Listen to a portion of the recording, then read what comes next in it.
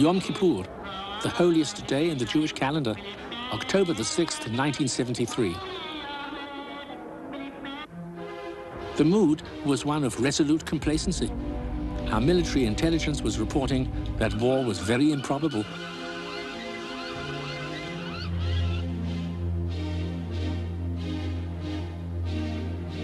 But at the Suez Canal, there were signs of intensive Egyptian preparations. It seemed like the people who got our reports were somewhat indifferent. We saw massive troop movements moving into positions, infantry along the canal. There was also quite heavy movements of semi-trailers moving into a position west of us that appeared to be a missile site.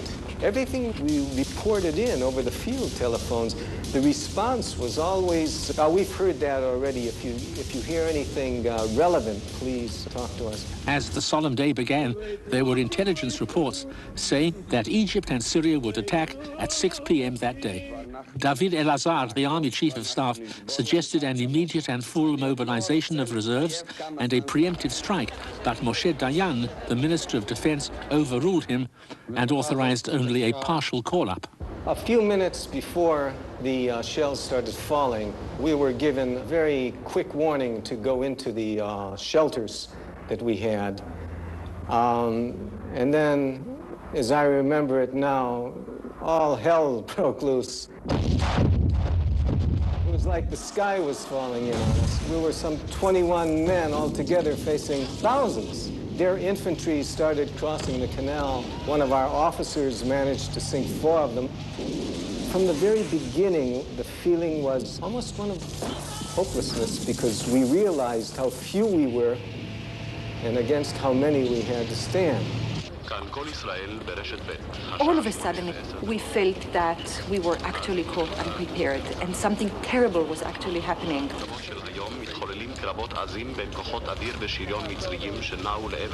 Torn from their families at a moment's notice, men ran to join their units at the front.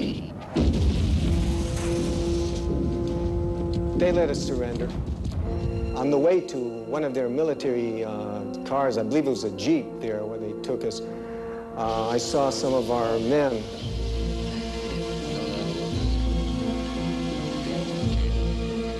They were lying in a pile. The Egyptians had evidently gathered them up. There were dead lying everywhere. It was like a slaughterhouse. During the day, 50 Israeli planes had been lost to SAM missiles. We had suffered a terrible blow, and our string of supposedly impregnable forts along the Suez Canal were virtually overrun. The unthinkable had happened. We seemed to be facing catastrophic defeat. The succeeding days brought no respite. On October the 9th, in a disastrous counterattack, we lost 250 tanks, most of them victims of the new Soviet anti-tank missiles.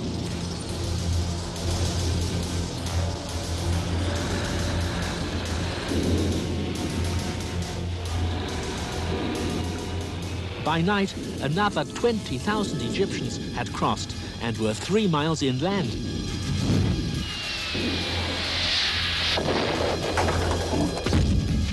In northern Israel, the story was similar. Here on the barren heights, a huge Syrian force faced less than 300 of our soldiers and a few tanks.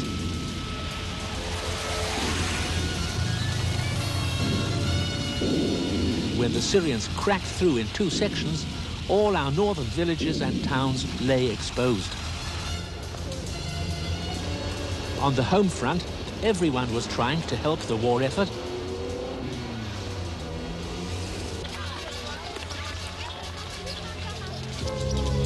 By this time, early complacency had been replaced by shock at our losses. And I shall never forget the pain at seeing, for the first time in my life, Israeli prisoners of war on television. With battles on 2 fronts, our situation was very grave. In Sinai, the Egyptians were widening their bridgehead across the canal. No Arab forces had ever won such victories against Israel. As if these complications were not enough, we were in very urgent need of arms. to replenish our great losses in planes and tanks. It was the first time that we were told that Israel might require resupply while military operations were still going on. In other words, that the war would last longer than anyone had led us to believe. There was no doubt in my mind, no doubt in Henry Kissinger's mind as to what we should do. Israel had to be saved. Well, there were some in the Defense Department that thought that we could have the airlift, but do it in such a low-key way. First, they were going to have Israeli planes come in, paint off the Star of David, and have them deliver it. And I said, no way you're going to do that. That isn't going to work. It's going to be found out. So we skipped that one. And finally, I said, it's got to be done by American planes. And I remember that Henry Kissinger, after negotiating with the Defense Department, he said, we have a plan.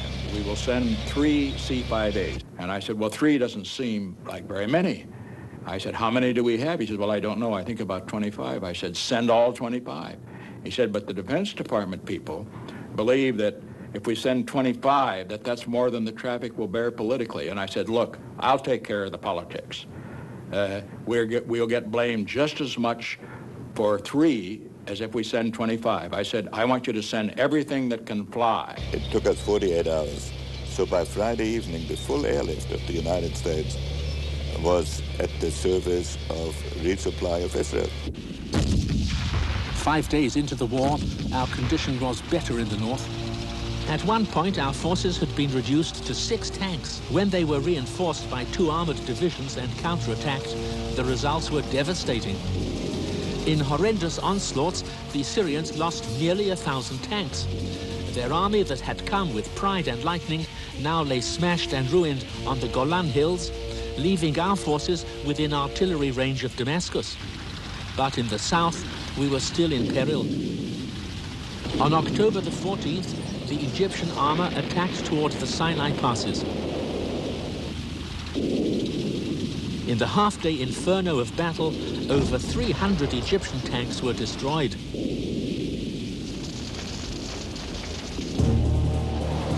For Israel, the tide was turning. A day later, Israel went on to the attack using a plan devised by General Sharon. Taking advantage of a gap between the Egyptian forces, Israeli commandos now crossed the canal to the western side on rubber boats. Within 2 days, our forces were 16 miles into Egypt. The objective of the action was to create a major Israeli bridgehead. By the time the Egyptians woke up to what was happening, their forces west of the canal had been decimated. Now, in panic, Sadat and his Soviet backers rushed to consult with Kissinger. Then on Friday, Brezhnev invited me to come to Moscow to negotiations on a ceasefire. I had told the Israelis all during that last week that the maximum time we would be able to delay would be 48 hours after there was a formal request for a ceasefire, and that they should have their military operations in a shape in which they could implement that judgment. The ceasefire was called for October the 22nd. In the north, Syria had been totally driven out of the Golan Heights. In the south, in spite of the ceasefire call, skirmishes continued till Israel had surrounded the Egyptian Third Army and cut off its supplies. That was when Sadat panicked and asked for a joint United States-Soviet force to police the ceasefire. When Kissinger said no, the Soviet reaction was violent. Their airborne divisions would rescue the surrounding Egyptian army. Then we had a situation where Brezhnev, in a communication, said, in the event that we do not do it together, then the Soviet Union must act alone, unilaterally. We considered that to be a message of the most dangerous implications.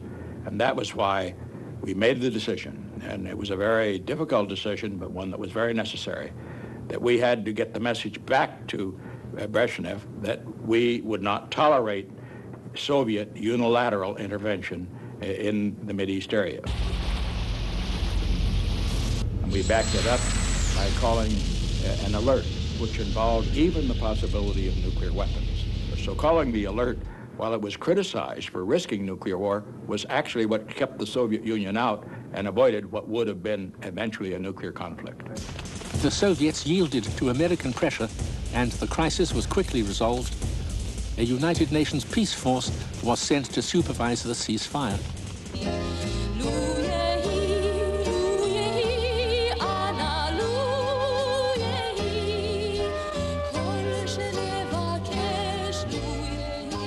The war had lasted almost 3 weeks. Its effects were to reverberate for years.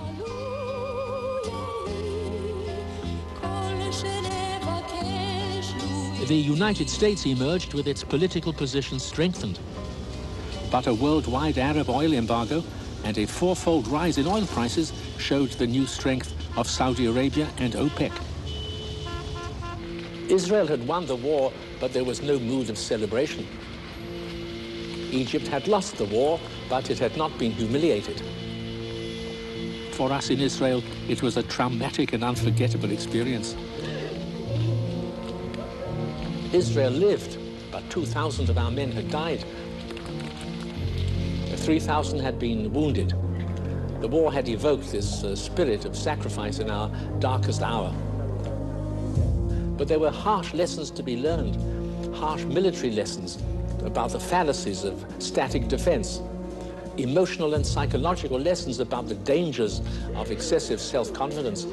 For since 1967, many Israelis had felt that we were in possession of the field.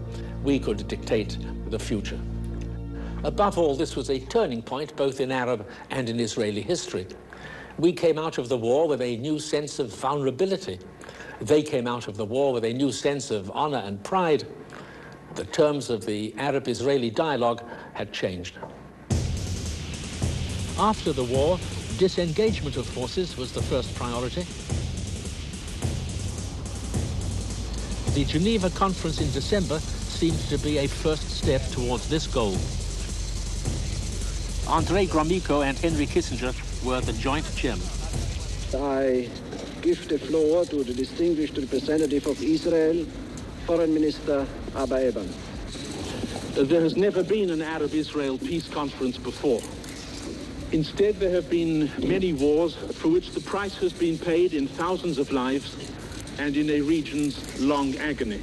The Geneva Conference was very unlikely to lead to peace treaties. It was called a peace conference, and yet the Egyptian foreign minister refused even to sit next to me in case he was infected by Israeli proximity. The Syrians had even refused to come. And yet I had the feeling that something new had entered our history. The Geneva Conference adopted a motion proposed by Kissinger and Gromyko that Egypt and Israel would appoint military representatives and work out an urgent disengagement agreement.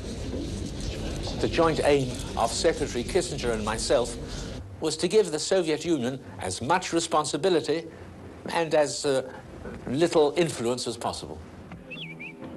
When I first came to Syria, the Syrian president said, I will not be this country that signed a peace treaty with Israel, no matter what conditions you bring us.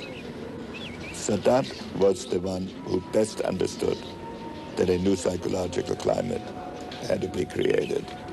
But even he had to go through stages before he could take the final lead. Sadat was in the wholesale business and Assad was in the retail business. Sadat focused on the fundamental objective and then wanted to get to it very rapidly. And of course, his mind was cleared by the reality that the Third Egyptian Army was trapped until an agreement was made. So a combination of strategic factors and Sadat's personality brought about a rapid conclusion in the Sinai. In Israel, views were mixed. Many protesters misrepresented Kissinger as weakening our situation on the Golan Heights. Secretary Kissinger had to fly dozens of times to Damascus and then back to Israel to tell me of the Syrian positions, but in the end, agreement was reached. When I first started dealing with the Israelis, Aubrey Eban said to me once, you have to remember that we Israelis consider objectivity to be 100% agreement with our point of view. Until I met Golda Meir, I thought that was a joke. but it turned out to be real. On one occasion, she had 11 demands. I got 10 of them. And then she asked Ibn, why has Henry betrayed us again? Because I got only 10 out of 11 of her proposals accepted. What Kissinger had accomplished with President Nixon's authority was to help us move away from what would have been an inevitable resumption of the war. Quiet returned to the Golan Heights, and the Egyptians could reopen the canal. The elections held in Israel soon after the war returned Labour once more to power, but the impression of normalcy was only an illusion.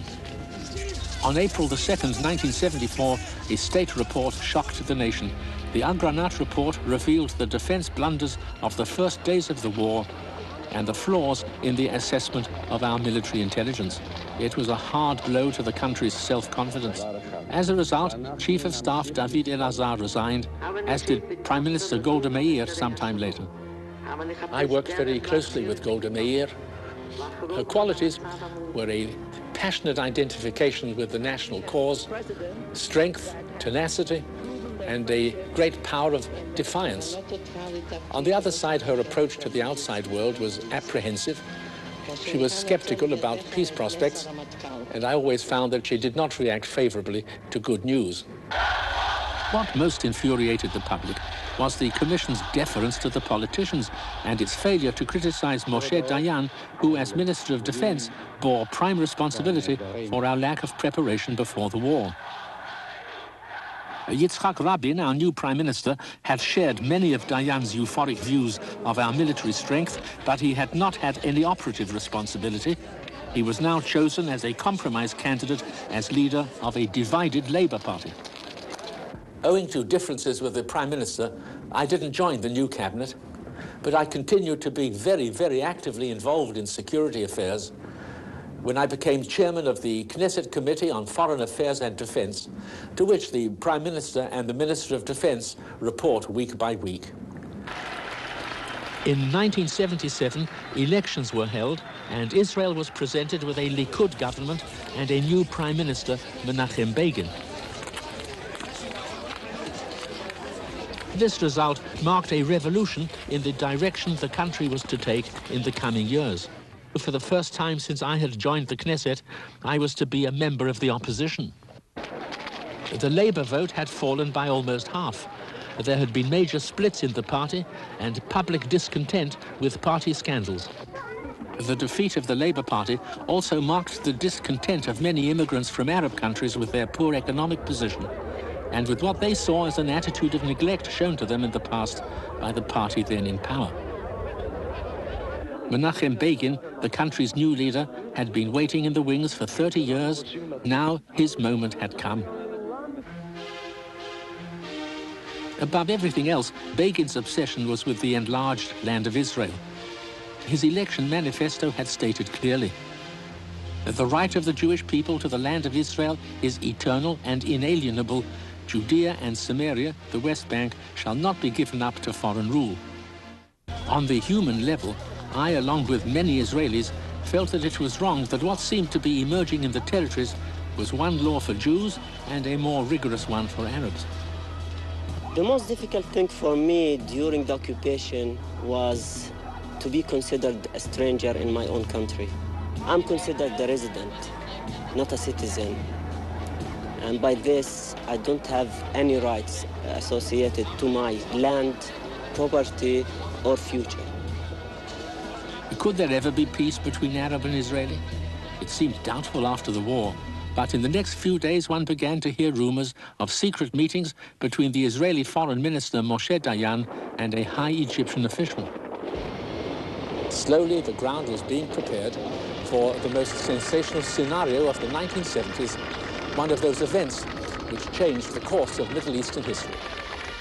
In November 1977, President Sadat of Egypt, breaking all precedents and shocking the Arab world, journeyed to Israel and shook the hands of his arch-enemies.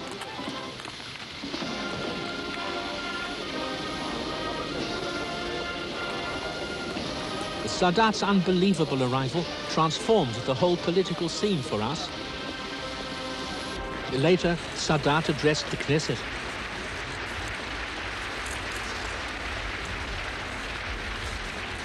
We must remove the psychological barriers of suspicion, fear, and rejection that have for so long stood between Israel and its neighbors. Suddenly we felt a new page in history was being written.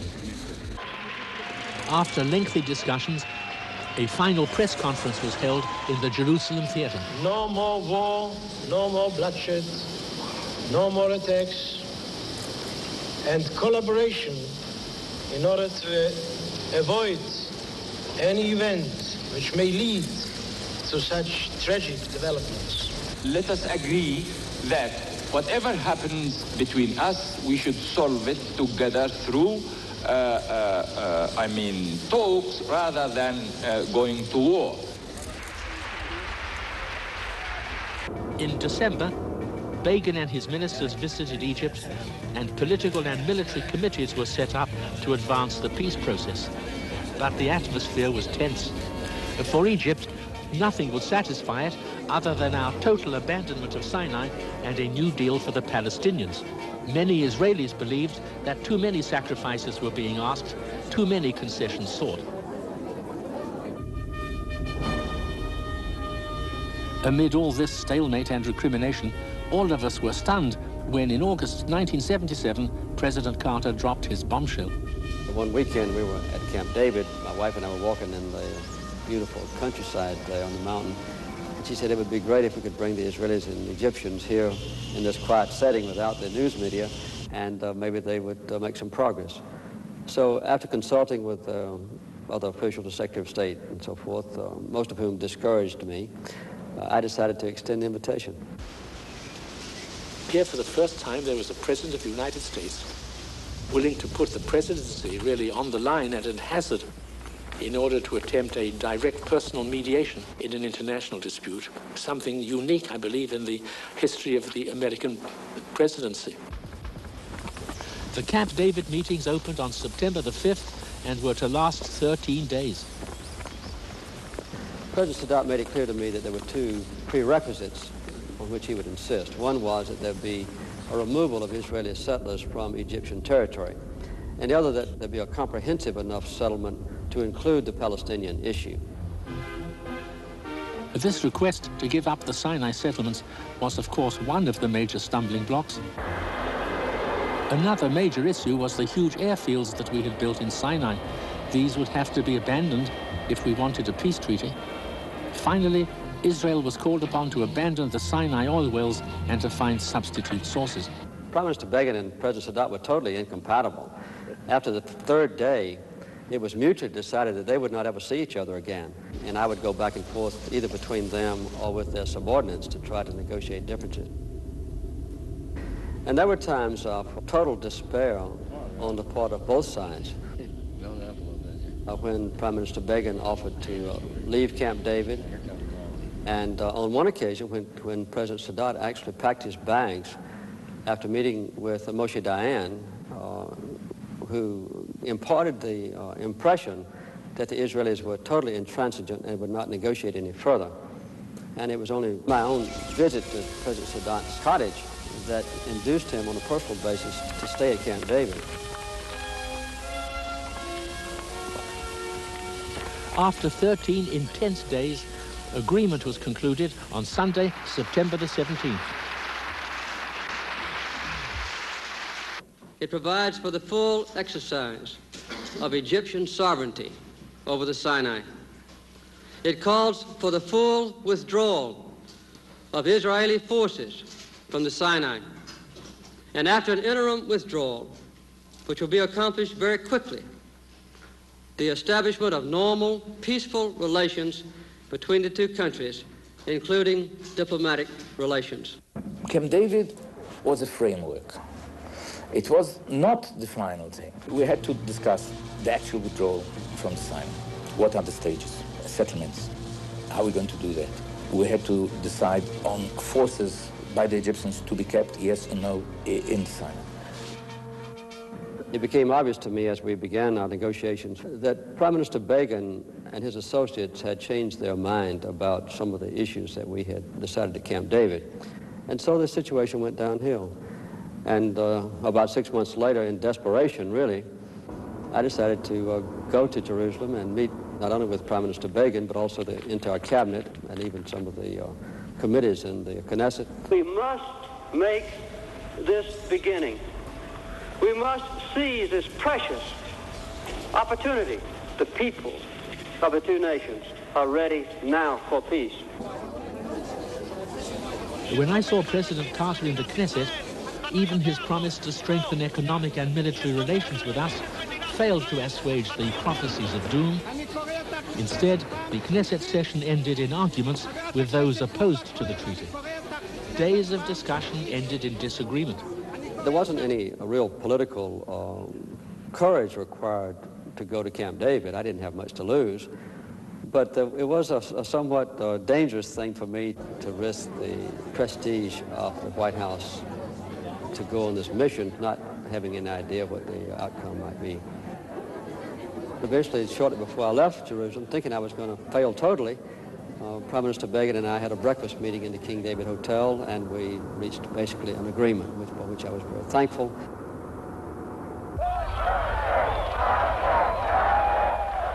The last missing piece was the reaction of Sadat. This necessitated a return to Cairo, which the president had visited only a few days before.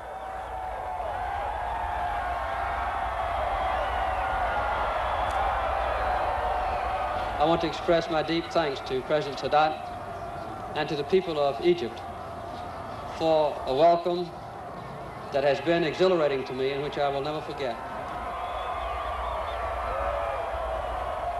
In less than an hour, Sadat agreed about oil, about ambassadors, and about the other difficult points.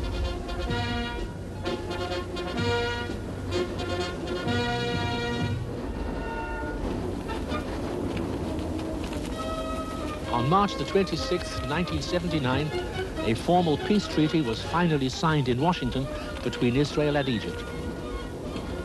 To me, it was a tremendous thing to observe the president of the world's greatest country giving so much of his time, will, and perseverance to achieve peace.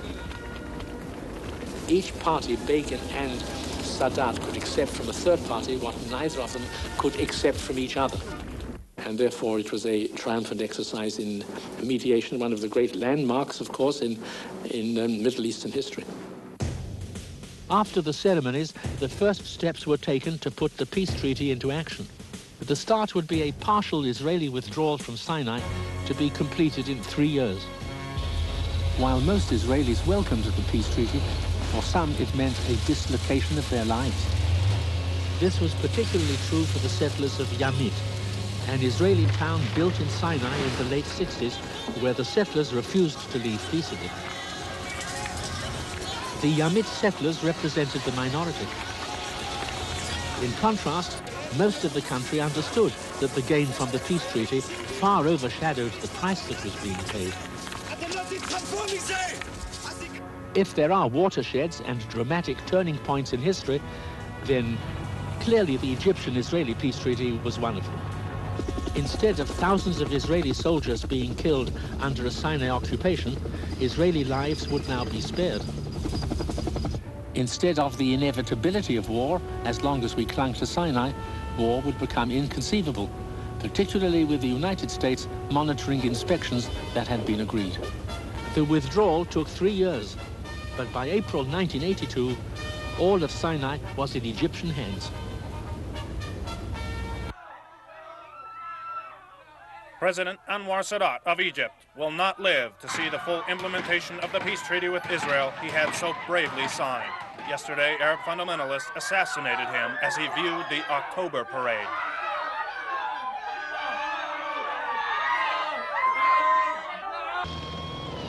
The opposition was the leftist movement, who were against any peace with Israel. Then you have a fundamentalist opposition, which was based on religious ground. You cannot coexist with a Jewish state. One of the issues constantly before us was how to react to frequent and constant terrorist acts.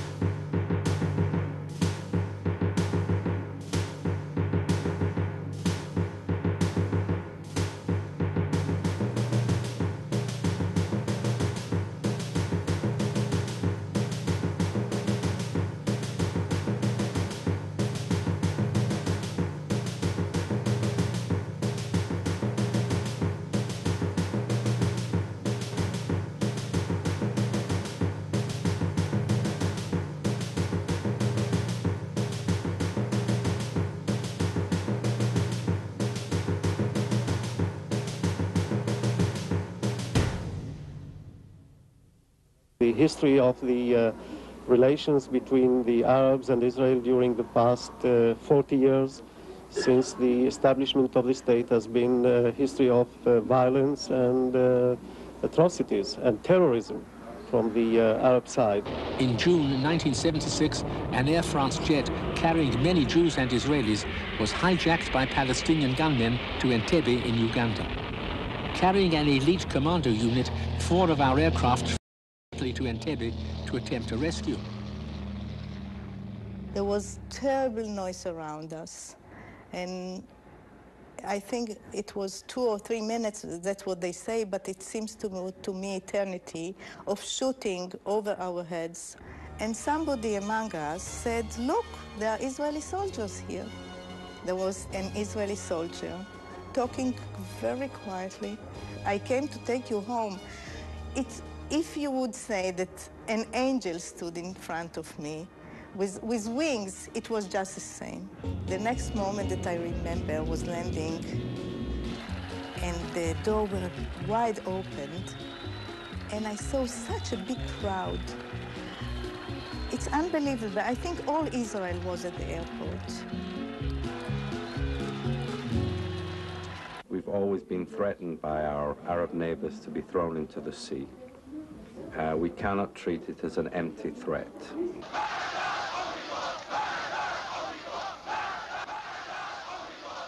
Extremist activities outside Israel have escalated to holy war and hostage-taking. Including Gaza and the West Bank, over 1 million Arabs fell under Israeli rule as a result of the '67 war. The Yom Kippur War made them less submissive, more inclined to assert their identity. In 1973, that superpower mentality towards Israel was shattered. We saw that Israel could and may lose a war. In the mid-'70s, the Arab world recognized the PLO as the sole legitimate representative of the Palestinian Arabs. But the major triumph for their leader, Yasser Arafat, came when the United Nations General Assembly proclaimed that Zionism is a form of racism. The United States rises to declare before the General Assembly of the United Nations and before the world that it does not acknowledge, it will not abide by, it will never acquiesce in this infamous act. Mr. President, for us, the Jewish people, this is no more than a piece of paper, and we shall treat it as such. Thank you, Mr. President. It took more than a decade for the United Nations in 1991 to repeal what I had called its most obscene resolution. But looking back, what was very clear at that time was that the entire framework, the whole shape of the dialogue had changed. It was no longer little Israel against the vast, huge, rich Arab world. It was now a powerful, dominant Israel against the poor, dispossessed Palestinians. Without any change in any material reality, we were no longer David, but Goliath. While the world focused on the Palestinians, the prospect of a nuclear Iraq under Saddam Hussein looked extremely ominous for us. Eventually, in 1981, to avoid the danger of Iraq becoming a nuclear power, our Air Force bombed the Osiris nuclear reactor. The rest of the world condemned the attack, calling our fears exaggerated. Despite all the condemnations which were heaped on Israel for the last 24 hours, Israel has nothing to apologize for. Meanwhile, inside Israel, terrorist attacks were on the increase in towns, villages, kibbutzim, and schools. Most of them were ordered by the PLO. Since their expulsion from Jordan, the PLO had moved into southern Lebanon, using the area for constant attacks on us until 1981. There had been an effective ceasefire for a year, but Defense Minister Sharon was not impressed by this. We always regarded the terrorist activities by the PLO as the main threat to the peace. In 1982, Ariel Sharon had become Minister of Defense. Under Begin, Sharon, an impulsive, charismatic but divisive man, would direct a major war against the PLO, but the Lebanese would be the main victims. On June the 6th, 1982, there was an attempt to assassinate our London ambassador, Shlomo Argov. Israeli forces invaded Lebanon. The initial object was a 25-mile drive into Lebanon to expel the PLO. But there were difficulties, and the war in Lebanon did not go easily. I supported the limited idea of pushing the PLO back from our villages, but with others I began to suspect that Sharon had his own agenda for setting up a Christian Lebanese government, and this was totally different from the limited security aims of the war. By mid-June, the PLO had been driven out of southern Lebanon and had regrouped in Beirut. The siege of Beirut lasted 3 months. The effect on Israel's international image was devastating, but so too was the effect on Israel itself. This was the only Israeli war without the support of a national consensus. This was a war that had become highly politicized, rejected not only by masses of Israelis, but by many of the soldiers themselves.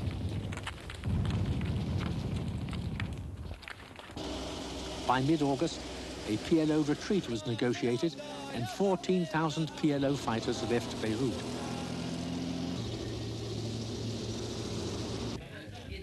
Israel's elation was brief. In September, Israel's main Lebanese ally, President Bashir Gemayel, was assassinated. Days later, the world was shocked to hear of the massacres at Sabra and Shatila refugee camps.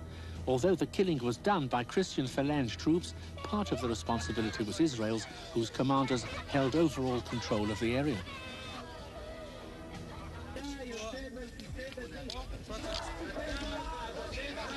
No such explosion of public outrage had ever been seen before in Israel. But as vehement as were the opinions of the peace camp, the passions of Israelis supporting the government's actions was equally strong. No peace treaty was ever effected between Israel and Lebanon. When the Israeli forces left, what remained as before was chaos and anarchy, bloodshed and civil war. Nobody who had listened to Prime Minister Begin's limited formulation of war aims could possibly have imagined that by the end of it, hundreds of Israeli soldiers would have been killed, thousands of civilians would have lost their lives, that there would be a mark of interrogation on the very future of the Egyptian-Israeli treaty, that Israel itself would be caught up in an unprecedented moral torment, and that the United States, both its government and people, would be alienated. The fact that Jordan and the Palestinians rejected participation in the Camp David Accords, in my opinion, was a very serious mistake for the Palestinian community and for the Arab world. The PLO was impossible. And I don't know any Israeli that was ready at the time to start with the PLO end. So we have had to start with the Jordanian end. I knew that the Jordanian king is serious and willing to make peace. I knew also that we are going to bring an end to the war in Lebanon, which will greatly improve our relations with Egypt and create a chance to renew our contacts with the king. And that's what really happened. We have found a readiness on the part of the Hashemite kingdom to take over in balance and together the Jordanian-Palestinian problem and to handle it properly. Namely, to refer to the autonomy on the West Bank, as it was mentioned in Camp David, to settle the outstanding issues between Jordan and ourselves, and to do it under the leadership of the king. The king felt at that time certain that he can lead such a drive, and he was ready to do so. The condition was that this will not be neither a Jordanian document nor an Israeli document, but this will emerge or appear as an American document. The Americans were all the time in the picture. Not only did they agree to do so, but they've encouraged both sides to reach an agreement.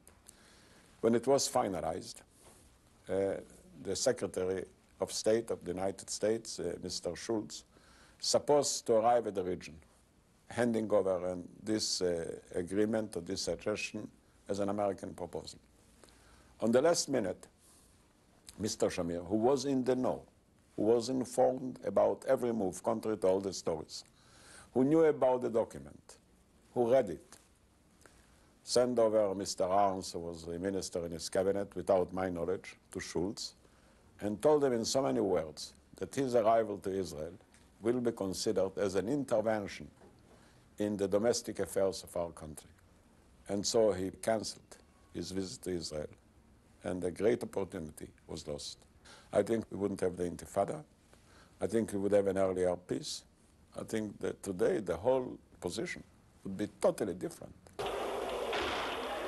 The one question that would not go away: how to deal with Palestinian nationalism. The Intifada, the Palestinian uprising, which broke out in December 1987, was an attempt by Palestinians to bring change from within. The magic of the Intifada was that people managed to create hope out of desperation. And that's how the Intifada started giving Palestinians the feeling of regained dignity, pride, and started feeling as equals and people who can stand, talk, and negotiate. For the first time after the Intifada started, I started seeing people with smiles on their faces and doing the victory sign, you know. This was only one side of the Intifada. There was another side which united all Israelis in angry resistance. In mid-1989, 16 people died when an Arab forced a bus into a ravine near Jerusalem. This horrific action and 1,000 other incidents, including stabbing, car bombings, and arson, was changing the whole of the Israeli climate. In recent times, over an 18-month period, and in addition to the Intifada uprising, Israelis had to endure terrorist attacks against civilians, including more than 2,000 bombs and Molotov cocktails, nearly 100 stabbings, and about 1,000 cases of arson, all the work of Arab activists. Israelis regarded the Intifada as a threat, not to the existence of our state, but to Israelis as individuals. For years, Israel had always managed to accommodate the differences between the secular Jews and the religious Jews. Now, suddenly, the religious parties held the pivotal votes, and they were able to exert an influence disproportionate to their modest size. But what they wanted to do was to impose religious norms on an Israeli society by legislation, against the wishes of the majority. But what could not be gained by law was sought increasingly by intimidation. There were attacks by the extreme Orthodox on archaeologists whose work was seen as disrespect of the dead. It isn't simply a question of the degree to which Israel should be religious or by whom that should be determined. It's a question of basic human rights. It's a question of Israel's very capacity to present itself to the world and to itself as a humanistic Jewish democracy. Under Begin's lead, the die was cast. West Bank settlement would grow and be encouraged, despite inevitable conflict with the rest of the world. But part of the fervor came from Likud, part from new minority movements like Gush Emunim, the Bloc of the Faithful. For Gush Emunim, for us, the main thrust behind settling the land of Israel was the fact that it was promised to us in the Bible. Whether or not it gave security to the state of Israel, whether or not it provided us with a feeling of comfort, was something that was very secondary.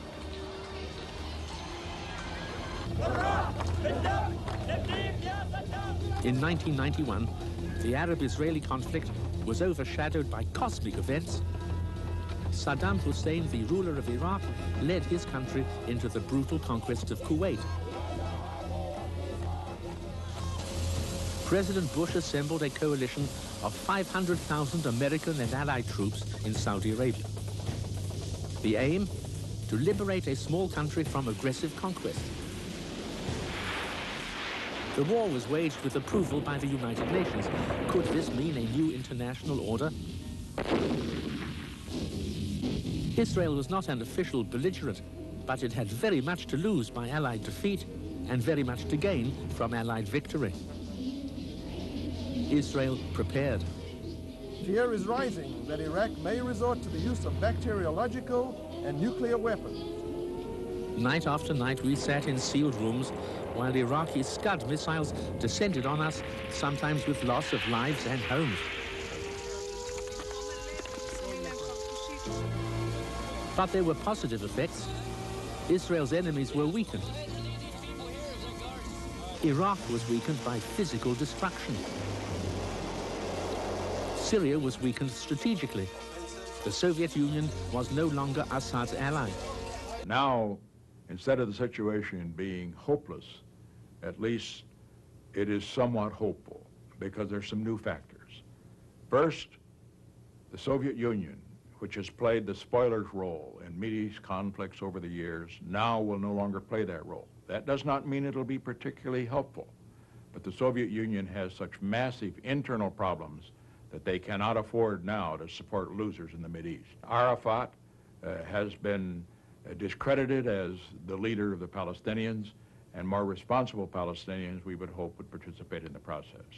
The Saudis, who have always played both sides and of course have been anti-Israel because of religious reasons or whatever, start playing a more benign role than they have previously. It serves Israel's interest and not just the interest of others as well, to work out a peaceful settlement, to do it at a time when Israel is strong rather than waiting until later when the strength of their neighbors makes it necessary for them to do so. The State of Israel is one of the miracles of our time. I remember the excitement when it was founded in 1948, and I remember well my visits there. Who can fail to be impressed, amazed even, by all that has been accomplished? And I'm proud of the peace process, launched in Madrid in October of 1991. In the aftermath of the Gulf War, we saw an opportunity and we seized it. And now, for the first time, Israel is meeting face to face with all of its Arab neighbors. We seek peace, real peace. And by real peace, I mean treaties, security, diplomatic relations, economic relations. When I look out at the world, Israel stands at the front of the line of our real friends. This is a strong, dynamic, productive relationship. And as I said at Kennebunkport with Prime Minister Rabin standing by my side, a relationship built to endure. We had a very good meeting. I was immensely interested in having the opportunity to meet with the Prime Minister and to ask questions and to listen. I did reassure him on some important points that I would like to restate. First of all, that I am fully committed to maintaining the important relationship we have with Israel. And I understand the continuing strategic importance of Israel to the United States and our commitment to the continuing security interests of Israel.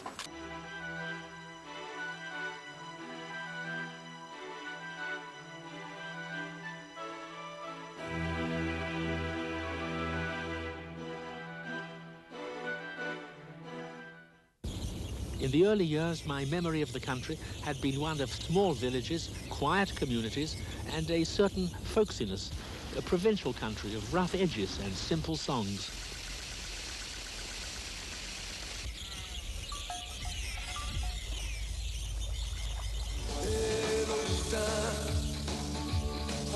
By the early 80s, modernity had arrived in fury.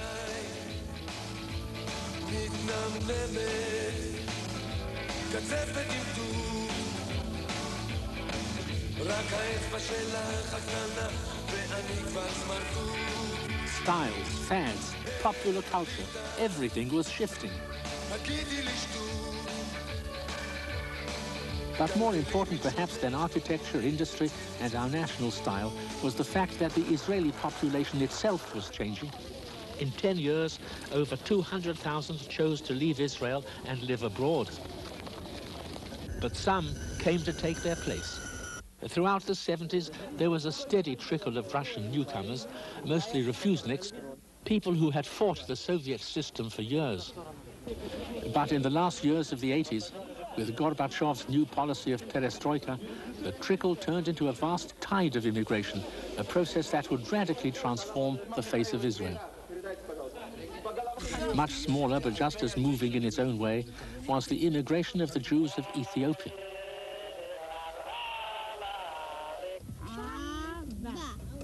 A few had come to Israel in the 60s. Thousands were to come in the 80s.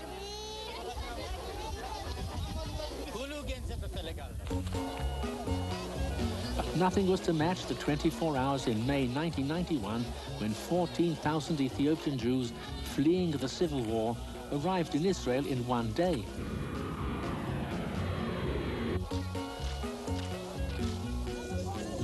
Theirs was a hard absorption into a totally different culture, but also an absorption with the most profound historic and emotional overtones.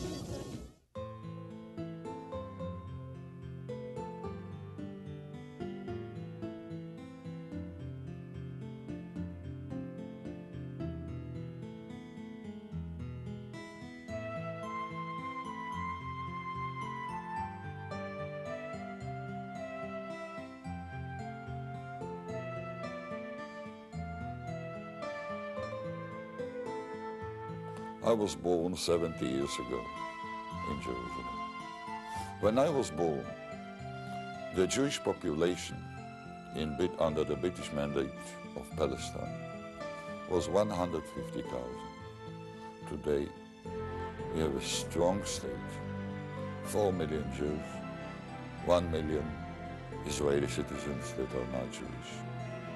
Who could believe that 70 years, such a dramatic historic achievement could be brought into being? I would not say that there were not mistakes, that there were no failures, but if you look at the total sum, I believe that many of us in 1948, when we fought for the independence of the state, couldn't believe that 44 years later, there would be Israel that can defend itself by itself, that no tragedies could happen to the Jewish people in the state of Israel. And whenever there is a Jewish community in state of emergency or urgency, like in the Soviet Union, like in Ethiopia, there will be a Jewish force, a Jewish place, a Jewish state that can save them. And so we say to the generations that will come after us, we have entrusted a new creation to your hands. The past inspires, but it is the future that beckons. There is a new dawn in Israel, a new tomorrow waiting to be born.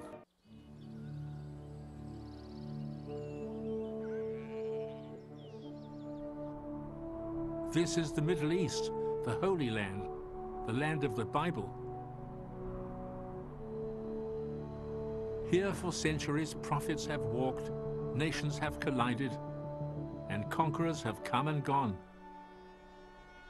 While Jews claim a 3,000-year-old attachment to this ancient landscape, to these hallowed rocks and stones, Arabs also claim a venerated tradition. In 1993, these two peoples, involved in a tragic conflict that had lasted more than half a century, saw the possibility for a new beginning. It was called the Oslo Agreement and was hailed throughout the world. We who have fought against you, the Palestinians, we say to you today, in a loud and a clear voice, enough of blood and tears. Enough!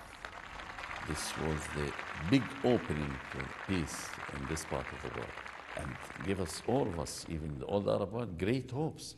I felt during that period that we are making a historical event, not only for the Palestinians, not only for the Israelis, but for the whole area and for the whole world. Actually, what we have agreed with Arafat is not about the plan, but about the method. Namely, that instead of fighting each other, we shall have a dialogue between the two of us. The alternative for the whole Oslo process is sinking into a Bosnian or Belfast type of situation. The United States must come in. It cannot be just a messenger carrying messages. It must have some ideas. It must offer some expectations. I've yet to see the Palestinian leadership turn to its constituents and say, well, we're not going to get it all. It's not all feasible. There has to be a tailoring of expectations on their side. We want to claim a place for Palestine in the 21st century. To do that, we cannot allow Israel to imprison us within the discourse and the vision of the last century. It has been a difficult road, a very dangerous road, and unfortunately it has been also a very bloody road. Few places have been as explosive in the past as Israel, the West Bank and Gaza. And few events have aroused such intense reactions as the Oslo peace process and its dramatic fluctuations. Has the moment for hope passed by, or is the dream offered by Oslo still alive? I'm Abba Iban. For 12 years, I was Israel's ambassador to the United Nations and the United States. For 8 years, I served as my country's foreign minister. Besides serving in those official posts, I have spent years trying to promote a peaceful resolution of the conflict between Israel and its Arab neighbors. This had long been an unattainable goal, but in 1993, the agreement signed in Oslo transformed the political realities of the Middle East. In this hour, we shall explore how that remarkable agreement came to be made. We shall also examine the turbulent events that followed, events which have undermined the accord and which are threatening, tragically, to drive the Arabs and Israelis apart once again. Since the founding of Israel in 1948, there has been continuous conflict between Israel and the Arab states.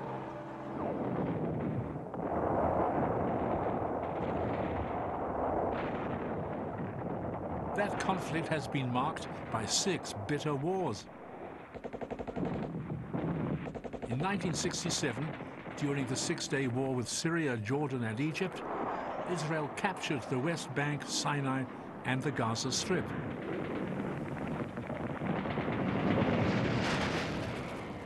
Suddenly, a population of over 1 million Palestinian Arabs, together with their land, was now under Israeli control. At this low point in Arab fortunes, a Palestinian leader emerged, Yasser Arafat. Labeled a terrorist by Israel and the United States, he and his Palestine Liberation Organization called for the eviction of Israel from the captured territories by force of arms. In 1979, Israel and Egypt found a better way. President Sadat and Prime Minister Begin returned Sinai to Egypt by a peace treaty. Though Sadat would pay with his life, assassinated by anti-peace forces in 1982, the peace did hold.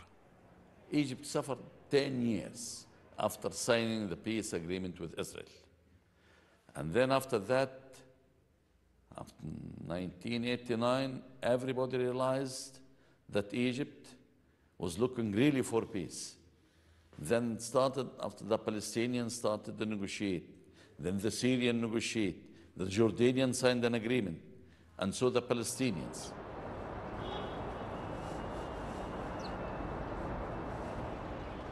But if the doors between Tel Aviv and Cairo were open, those between Israel and the West Bank were obstinately shut.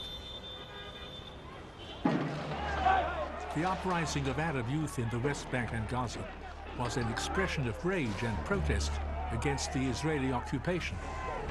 It was known to the world as the Intifada. The Intifada deeply affected Palestinians like Juma Alian, who was jailed with his 3 brothers, His sister was killed by an Israeli bullet. Before the Intifada, no one knew what life was really about. We went about things without thinking. We never thought we'd have a country.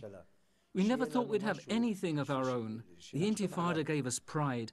I was one of those whose real life began with the Intifada. For the Palestinians on the West Bank and Gaza, the Intifada was a defining moment. It gave them a sense of overriding solidarity. A new and assertive Palestinian identity was coming to birth. Israelis were also growing tired of their role as occupiers.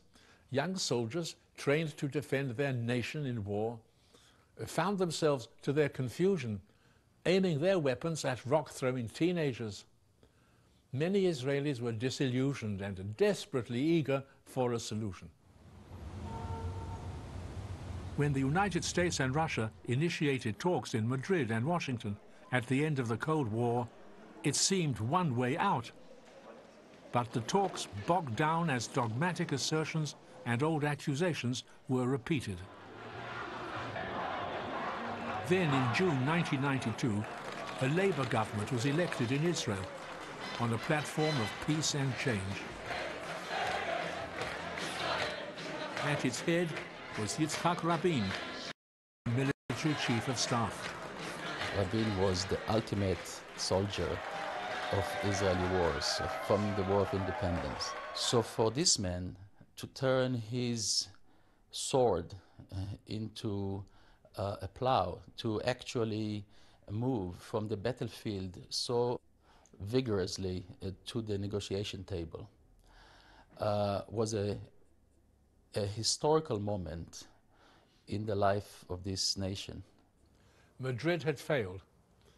It had failed because Israeli and United States delegates still refused to deal with the PLO, the only authoritative voice of the Arabs in the West Bank and Gaza.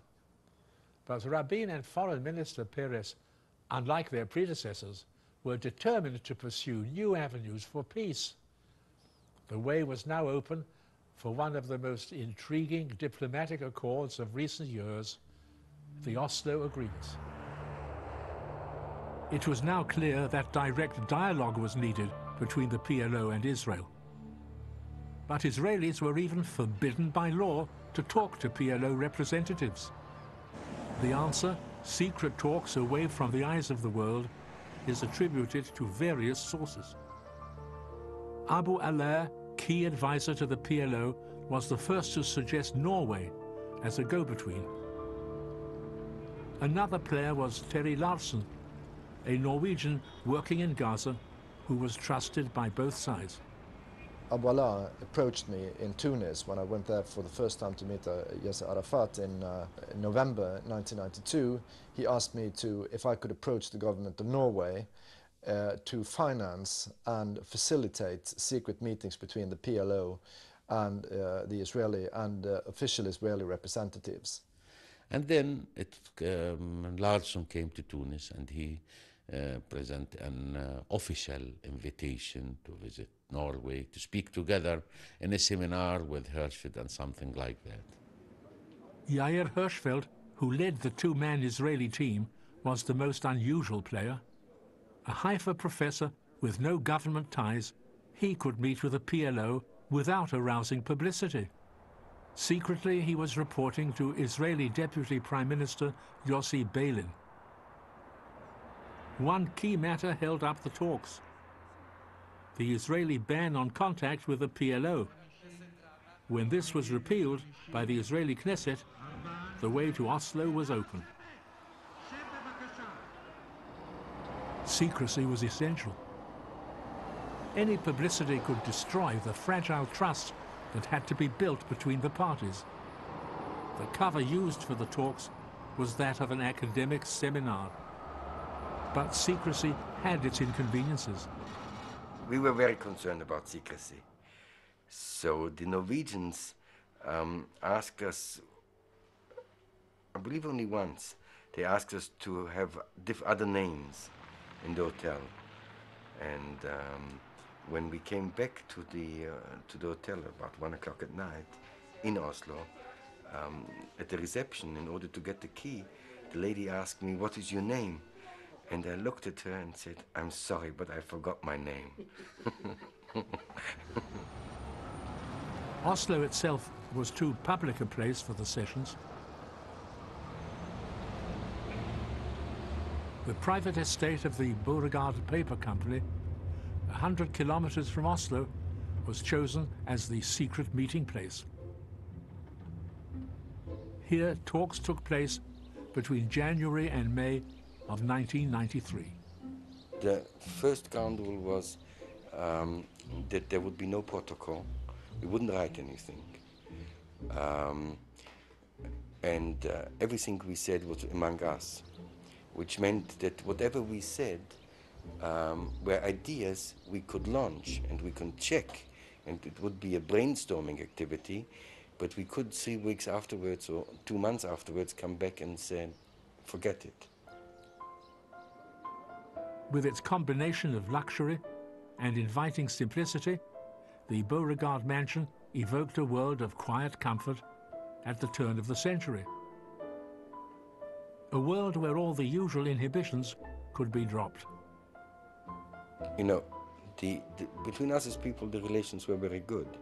The difficulty was to develop a relationship to show that while negotiations go on, and the one or the other side takes sometimes a tough position, that it should not have a negative impact on our relations. From the early beginning, we talked together. I said, look, if we will go back to the history, we'll speak 100 years without results. If you are ready to speak about tomorrow, how we are today, and what we want for tomorrow, I think we may reach an agreement. But the Palestinians were uncertain whether Hirschfeld was an official Israeli representative. And then I told them, look, my friend, now it's finished. Whether there will be a representative of the Israeli government, if you will tell me that you are authorized from the Israeli government, it's enough for me. If not, a representative from the Israeli government should come here, or, excuse me, I will not come again. After soul-searching by Israeli leaders, Uri Savir, Director General of the Israeli Foreign Ministry, was sent to head the discussions. The academic explorations had become official negotiations. The first meetings between Savir and the PLO were held at a ski cottage near Oslo, used by Norwegian cabinet ministers. It was the first time officials of these two peoples had ever met. I think I was extremely tense. You cannot, in such moments, detach yourself from a certain self-awareness of what you're about to do. I remember in our first walk through the woods around Oslo, we told each other our personal histories. And slowly we developed a common language, which sometimes happens between people, and I think we were lucky to have that chemistry. And being alone and creating a Palestinian-Israeli chemistry really is not only the essence of negotiations, it's also the essence of the agreements that were born out of these negotiations. As the talks progressed, many difficulties arose.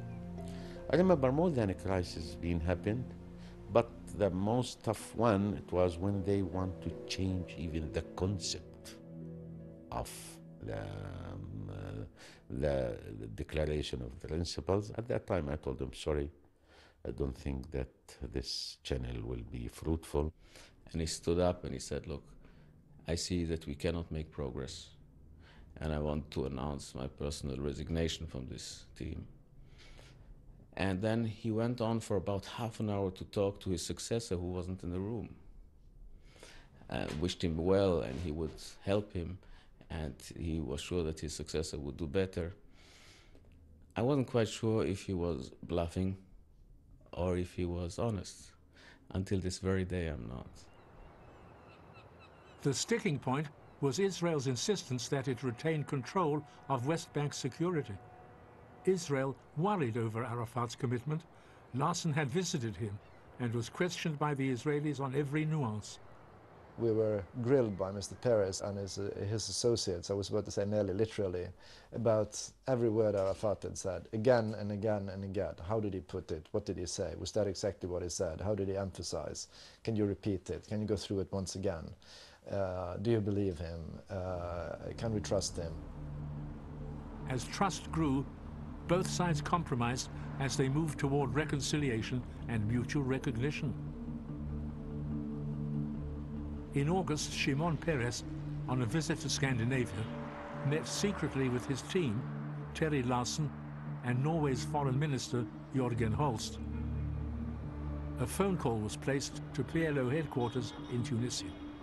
The telephone went on for 6 hours uninterruptedly between Tunisia, where Arafat and his friends were, and Stockholm, where I was staying. And until the last moment, we didn't reach an agreement. I could have heard through the telephone, you know, the joy, the tears, the doubts that took place on the other side of the line. I called to Tunis, and Mr. Holst congratulated Mr. Arafat, and I also took the phone and congratulated both Arafat and Abu Ala, and I could hear both their voices trembling with emotion. That time we thought that, well, this is the first step toward achieving the Palestinian rights and to build Palestinian-Israeli peace. The negotiations had lasted 8 months. Now an agreement of principles would be signed secretly in Oslo. And at the initialing of the agreement, I think I had a very strange feeling. It was a contrast between a group of about a dozen people in a small room, the curtains closed, a secret video camera of the Norwegian police taking pictures, and doing something totally in clandestine, which had enormous historical repercussions. The Declaration of Principles bound Israel and the Palestinians to a 5-year interim agreement. Power over Gaza and Jericho would be transferred to the Palestinians. Economic programs would be developed and a new port built. Resolution of the harder questions like Jerusalem would be left for a permanent status agreement to be concluded within 5 years. On September the 13th, 1993, Yitzhak Rabin and Chairman Arafat met on the green lawns of the White House. The implacable enemies were about to sign a declaration for peace. The negotiations that had started in the darkest secrecy were now confirmed before the astonished eyes of the world. The Oslo agreements and the spectacular handshake of Rabin with Arafat electrified the world. An Israeli Prime Minister shaking hands with one of his country's most hate-filled enemies was unimaginable, but it had happened. Both sides were embarking on a venture of mutual trust. The trust had been born outside the official channels. It was an outgrowth of the friendships that had developed over the long months together in the Norwegian countryside. But now, for the accords to succeed, that trust would have to be defended, nurtured and shared by the Israeli and Palestinian peoples. In the months that followed, there was a sense of eager anticipation.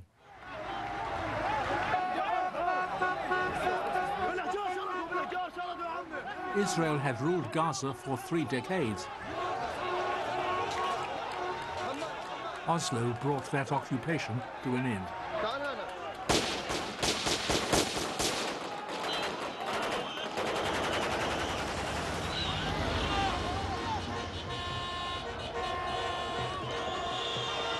When Arafat entered Gaza 9 months after the White House meeting, he was treading on Palestinian soil for the first time in 30 years. He had been driven from Jordan in 1972. He had been exiled to Tunis in 1982. Now he was returning in triumph to a hero's welcome.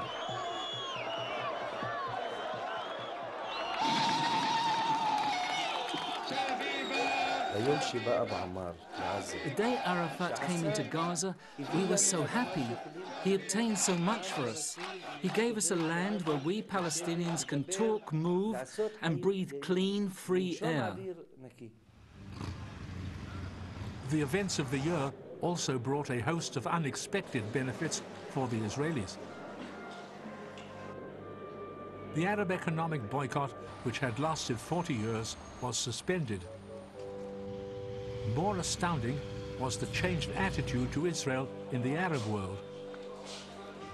Once a pariah, Israel was now courted by the Gulf Emirates and taking a major part in regional economic conferences. In this period of euphoria, a highly significant development was the warming of relations between Israel and Jordan. Though technically still at war, their border had been quiet for years. Now, the path was open for peace. In October 1994, nearly a year after the meeting of Rabin and Arafat, Israel and Jordan officially ended nearly 5 decades of enmity. An unusual day, a day like no other, in terms of the hopes, in terms of the promise, and in terms of the determination. The peace that was born today gives us all the hope that the children born today will never know war between us, and their mothers will know no sorrow. After Jordan, it is Syria that now holds the key to regional peace. Israel's new partnership with other Arab states encouraged Syria to negotiate for the return of the Golan Heights captured by Israel in the Six-Day War. Though inconclusive, these talks were an important step forward.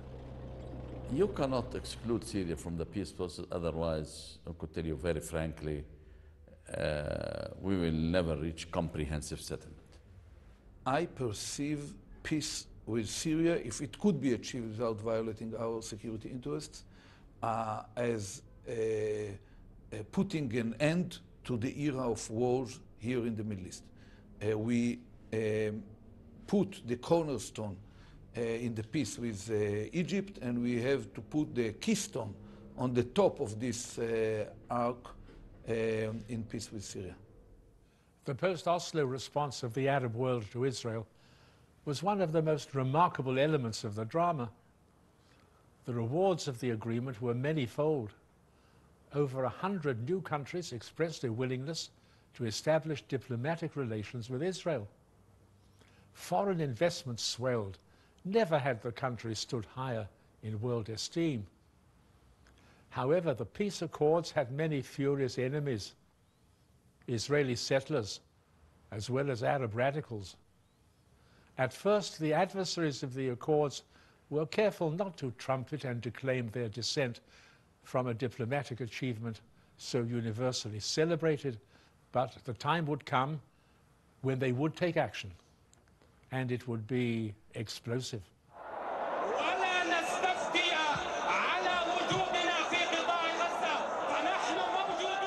The main Arab opposition to the Oslo agreements is rooted in the militant Hamas and Islamic Jihad movements. Both groups call for total Israeli withdrawal from the occupied lands. In Gaza, Razi Hamed edits the local Hamas newspaper. All the time they say that Israel is ready to withdraw from the West Bank and Gaza Strip and to give the Palestinians more freedom and more independence, but it's not here. Nothing. Now I cannot go to the West Bank. I cannot go to the beach without an Israeli checkpoint. In Israel, the minority opposing the agreement includes the ultra-nationalists and many of the religious right, like Gershon Bar Kochba.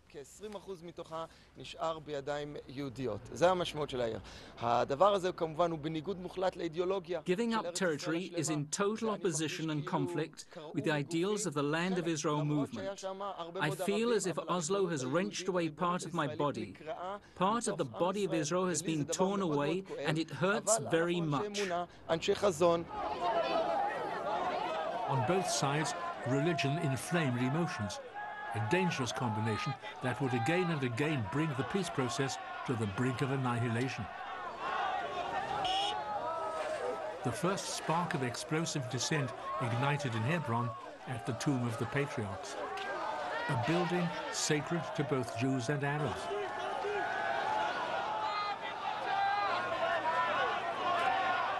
Early in 1994, Baruch Goldstein, a religious Jew, opened fire with an automatic rifle. 29 Arabs were killed while at prayer. Goldstein was clubbed to death in the ensuing melee. The massacre in Hebron, to us, was a very, very serious, not just a human tragedy and a loss of life, but was a very clear proof, indication that so long as you have extreme ideological hardline settlers in the heart of Palestinian cities, so long as you have areas of proximity and friction, you are always going to have problems. In April 1995, in response to the Hebron killings, 2 Arab suicide bombers blew up Jewish buses in Israel. 14 died and 72 were injured. Israelis were stunned and enraged. Though bombs and death struck in the cities, the root of the crisis lay in the occupied territories. The Israel-Palestinian dispute is about many things, but at its center is a dispute about land, about 2 peoples' claims to the same territory, the West Bank. For many Palestinians, Oslo did not offer enough. Heidi Abdel Shafi was one of the original Arab negotiators in Madrid. Our position is that Israel's presence in the occupied territories is illegal. We claim all the occupied territories, including East Jerusalem, and so that's what would make for peace. In 1977, Israeli Jews had been encouraged by the new right-wing Likud government to settle in the West Bank. Since then, their number has grown to over 120,000 settlers. Surrounding them in small towns and hundreds of villages live over 1 million Arabs. Many of the Jewish settlers are deeply religious. Some belong to fervent nationalist groups like Gush Emunim, the Bloc of the Faithful. The settlement itself from within is rather insular. So in that respect, we don't really feel any sort of pressure or fear. But I think that what bothers us more than anything is feeling isolated politically, world opinion being so directed against us. Most settlers feel a deep bonding between themselves, the Bible, and Jewish historical roots in the area. Dov Weinstock returned to the West Bank in 1967. Recently, his elder son was shot by 2 Arabs. Nothing will move him from this place. The link between my people and this land is closer, harder, stronger than any other people has with its land. If a people has been in existence for 2,000 years and decides to return, you can see the proof of its bonding with its land. Despite worldwide criticism of their actions, the settlers believe fervently that their occupation of the land is justified historically and legally. The prospect of Arab rule on the West Bank struck at the settlers' very existence. In the heat of summer of 1995, the settlers poured out to protest the planned expansion of Palestinian self-rule. Their intention was plain: to reduce the areas available for Palestinian self-government. when Rabin ignored the protests, the volume was increased to an ominous pitch. By autumn, the rallies spread to the cities as the opposition Likud party and the right organized increasingly hostile demonstrations. The country was split. For many in the opposition, the peace process had gone too far, too fast. From day to day, the right-wing protests against Oslo grew in incitement and hysteria.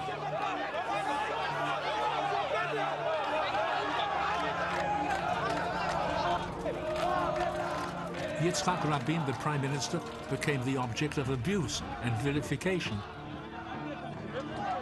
He was called a Nazi and a traitor by the extreme right.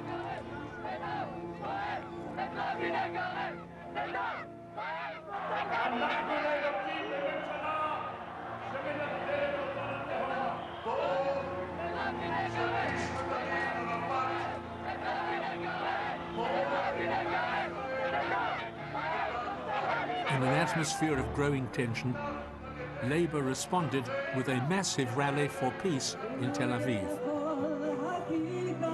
The date, November the 4th, 1995.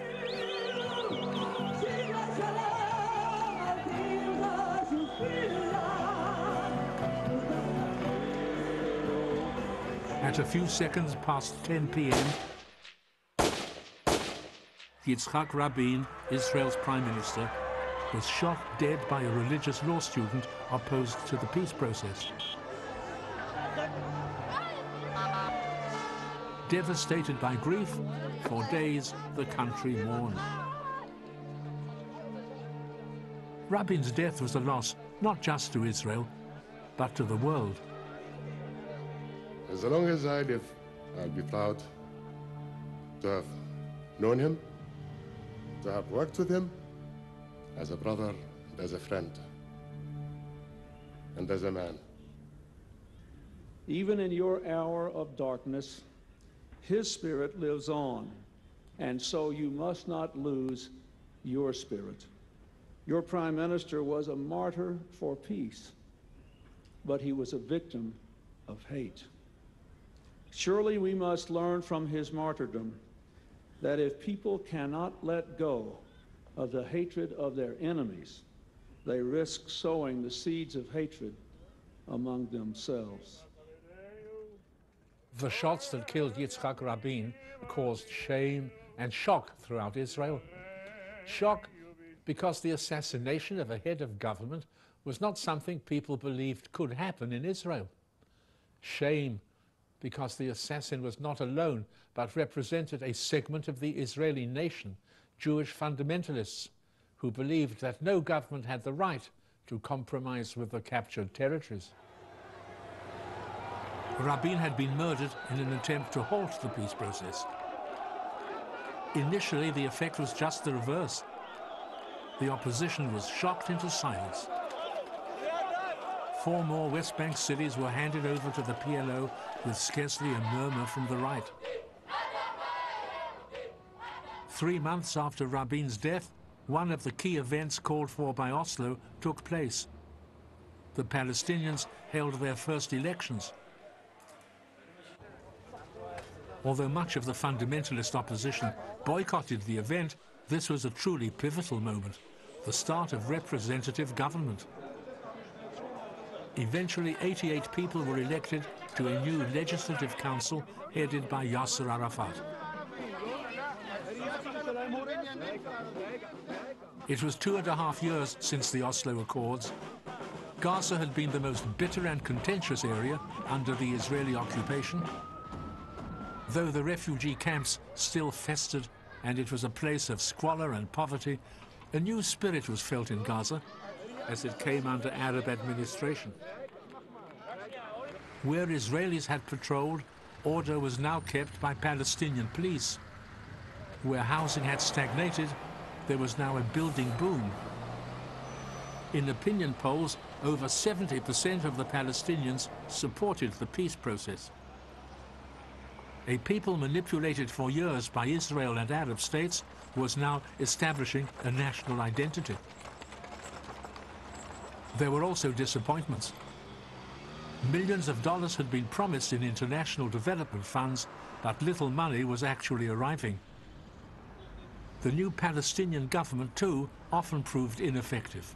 The government is heedless of the council's decisions. The process is not going the way that we wished it will go to move to realize democratic change.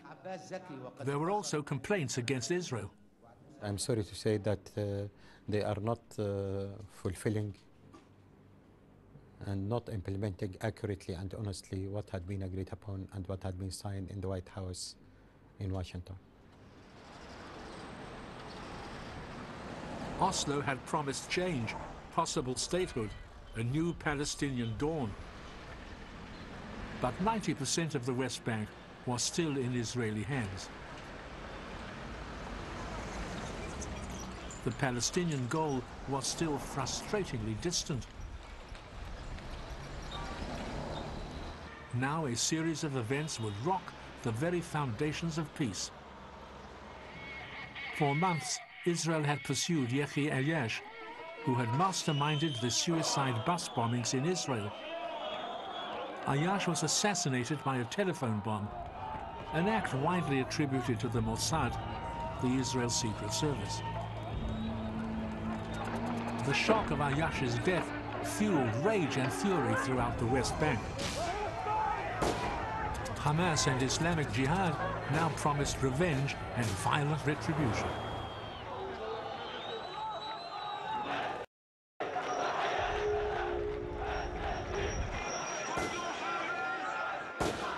Israelis now, till now, they did not understand any language out of language of force. We are living under the occupations. And from the international community, and the international laws, and from United Nations resolutions, we have the right to resist against the occupation. In 1 week of horror, between February the 25th and March the 3rd, 1996, 3 Israeli buses and an industrial center were blown up by suicide bombers.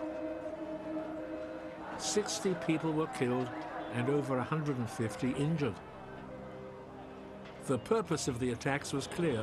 Islamic militants had found their moment to act, to destroy the peace process. I think that Hamas was surprised after the signing of the Oslo agreements that Arafat want to change the map, the political map here. Hamas decided to go on its strategy, an armed struggle against Israel, and Arafat now said frankly that his strategy is the peaceful solution. Arafat was now pitted against Hamas, trying to demonstrate to the world his commitment to act against terrorism. At West Bank and Gaza checkpoints, the Israelis, fearful of more attacks, now sealed the borders. 80,000 Arabs, dependent for their livelihood on work in the Israeli cities, were left without means of subsistence. For the Arabs, the desperate situation brought a harvest of bitterness. On the Israeli side, the turbulence and bombings caused a resurgence of the anti-peace forces. Shimon Peres, Rabin's successor, called for national elections in June. The convulsive events of that spring would have major consequences for the entire region. The appeal of the Oslo Accord lay in its promise of peace and security for Israel. Hamas, as an opponent of Oslo, understood this well. When security is the dominant issue, bombs in buses make devastating negative arguments. Many Israelis, enraged by the terrorist acts, began thinking precisely as the terrorists wanted them to think. Israelis saw Arafat as unwilling or unable to control the violence. They saw the Labour government as unable to guarantee their individual security. Instead of moving toward peace, many felt they were moving toward disaster. The campaigns for the Israeli elections focused on 2 issues: peace and security. whether to proceed with the peace process or to slow it down. Prime Minister Shimon Peres argued for continuing Rabin's policies. An intense believer in the Oslo Accords, he stressed the advantages of peace and the danger of yielding to terrorist-inspired fear. Confronting him as the new head of the right-wing Likud was Benjamin Netanyahu. Netanyahu had served in a top army battle unit and had later acted as Israeli ambassador to the United Nations. He was distrustful of Arafat and vehemently opposed to the idea of a Palestine state. He argued that only his leadership and a slowdown in Oslo could end Palestinian violence and guarantee Israeli security. In a breathtakingly close election, Benjamin Netanyahu was elected prime minister by a margin of 0.5%. Essentially, the mandate that I was given was to bring peace with security, which is, I believe, the only peace that we can have. Now, it's not easy, because the other side has learned, has fashioned a model that says that every time we have disagreements, which are inevitable in the negotiation process, first of all, they describe this as gloom and doom. We're about to descend into a general cataclysmic war in the Middle East, and they beat these drums of gloom and often the drums of war. And secondly, they unleash violence and often encourage terror. And of course, that is unacceptable. Among those who had voted for Netanyahu were the settlers and the religious right. Given the small margin of his victory, their support was crucial to him. Most were opposed to Oslo. The peace process could proceed only with Netanyahu's backing. But his actions were ambivalent. Nowhere was this more evident than in Hebron, where a promised Israeli withdrawal was delayed for months. Hebron has long been the center of passion and controversy. Arabs remember the murders committed by Baruch Goldstein, while Israelis are still haunted by the massacre of Jews in 1929. Today, Hebron is a divided city. Here, in 3 tiny enclaves, 500 Jews cling passionately to their ancient heritage in the town.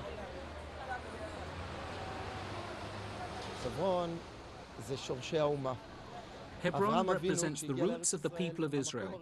When Abraham, our father, came to Israel, the first place he bought land was Hebron. Abraham, Isaac, and Jacob, the forefathers of our people, from 3,500 years ago, they came to this place and lived here exactly in the area behind us. I see myself as part of the thread of Jewish history, living where the link in the chain is weakest, and for me, that is Hebron. Yet Hebron is primarily an Arab city. Many of its 120,000 inhabitants see the Jewish presence very differently. I think the situation in Hebron is entirely untenable. It is a powder keg. It's a very explosive situation.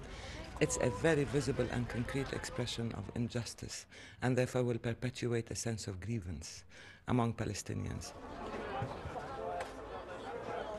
After months of delay and disputes in his cabinet, Netanyahu finally gave the order: withdraw from 3/4 of the city, but safeguard the Jewish remnant. The Jewish settlers remain, their position tenuous, their fears increasing.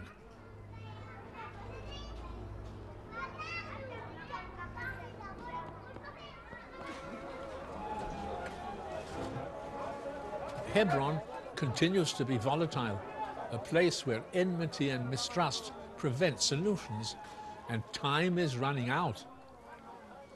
The Oslo Accord calls for a final agreement by May 1998 on matters far more complicated than Hebron, such as boundaries, new settlements, and refugees. Arafat has told me that the complex problem of Jerusalem can wait till the final settlement stage, but that date is ominously close. There have been many cities divided by politics or theology: Beirut, Berlin, Belfast. But the problems of Jerusalem may be graver than any of these. Sacred to Jews, Christians and Muslims, the city is built on explosive myths. Called the City of Peace, here national ambitions and religious traditions have collided through the centuries.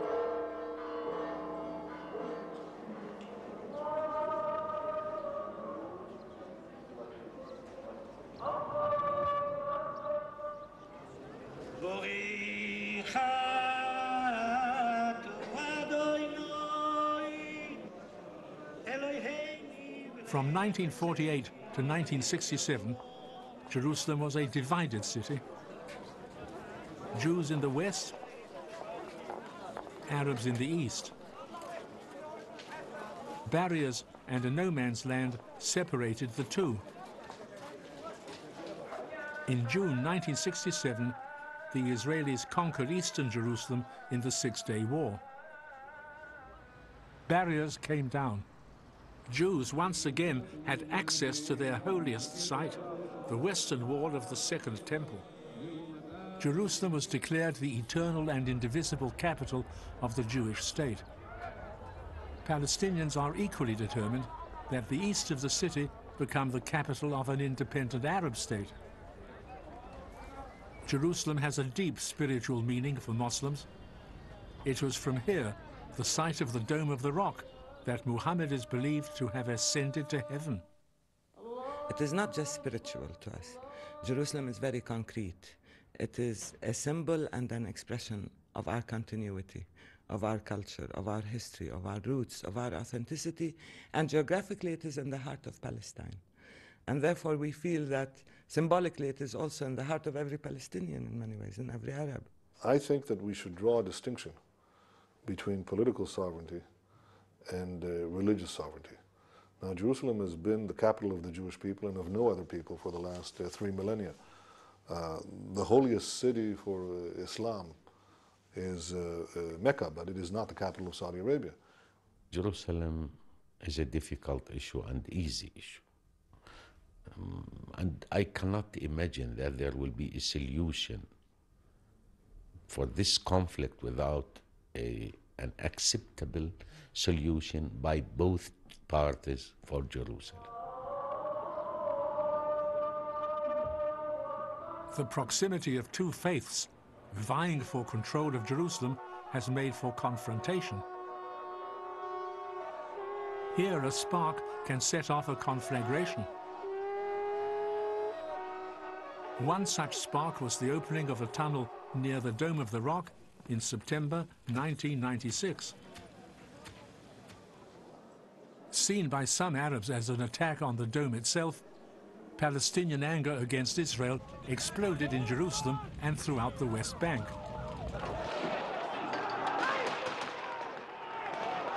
Under the Oslo Accords, Israel had agreed to the arming of the Palestine police.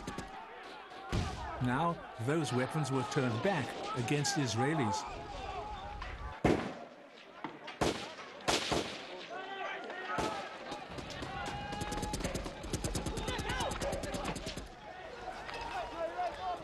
In 3 days of bloody confrontation, more than 60 Arabs were killed and 16 Israelis. The partnership forged in Oslo was shattered by conflict. It was an ominous sign. Mr. Netanyahu had frozen everything. All the negotiations, all the talks, all the committees, everything had been frozen. In an atmosphere of increasing bitterness, President Clinton and King Hussein tried to mediate the damage. Progress would require restoring trust between Israelis and Palestinians. In early 1997, the Israeli government permitted construction of a Jewish settlement in the south of Jerusalem. Arabs saw this as a direct threat to their hopes for a capital. Confrontation now became the norm. In Hebron, Jews and Arabs once again faced each other in the angry streets.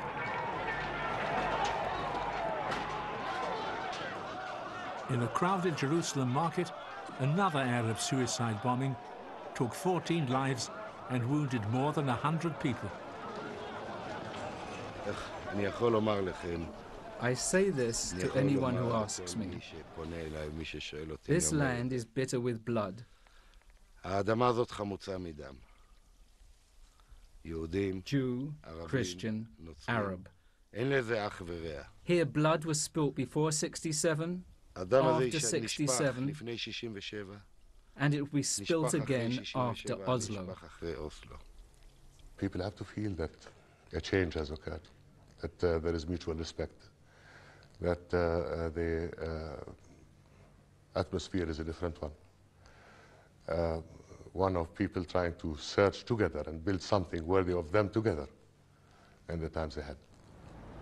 By the summer of 1997, negotiations between the two sides had come to a halt. American and foreign initiatives to restart them proved immensely difficult. In an atmosphere of mistrust, positions hardened. We have to have the global universal recognition of statehood, of sovereignty. There definitely is going to be a Palestinian state. We may have had our ups and downs on the way, but I know in the long run this is a right. If you ask me point blank on a Palestinian state, then I tell you I'm against it because I don't want those powers to accrue to our neighbors in such a way as to threaten the peace. The men of Oslo struggled to change images, to alter perceptions of each other. Their hopeful vision of the future is in danger of being cast aside. There is a need for a daring leadership that will invest its own political capital in bridging the gaps that are still there between the peoples.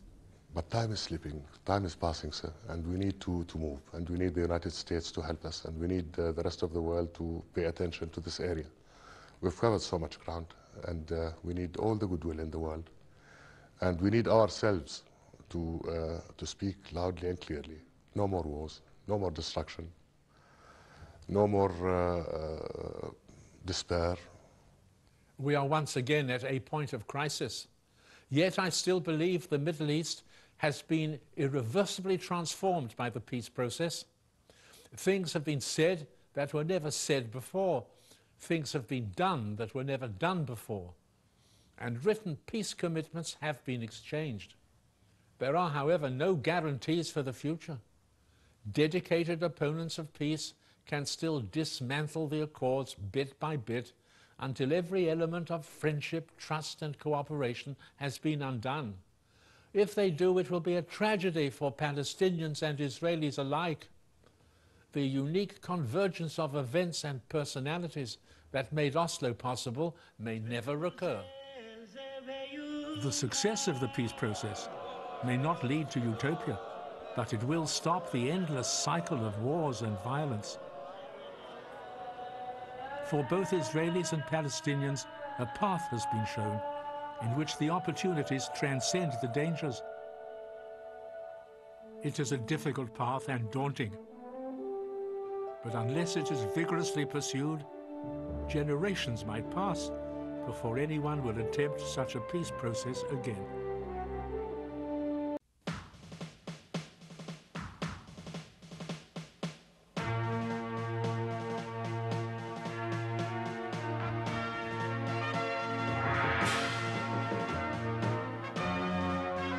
As part of our commemoration of the 50th anniversary of the establishment of the State of Israel, we are proud to present this encore broadcast of the series Israel, A Nation is Born, which originally aired in 1992.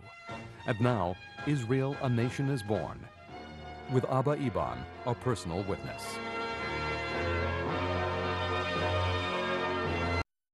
Abba Iban, ambassador and statesman, the first representative from Israel to the United Nations, ambassador to the United States, and former Minister of Foreign Affairs of Israel, died on Sunday, November 17th, 2002.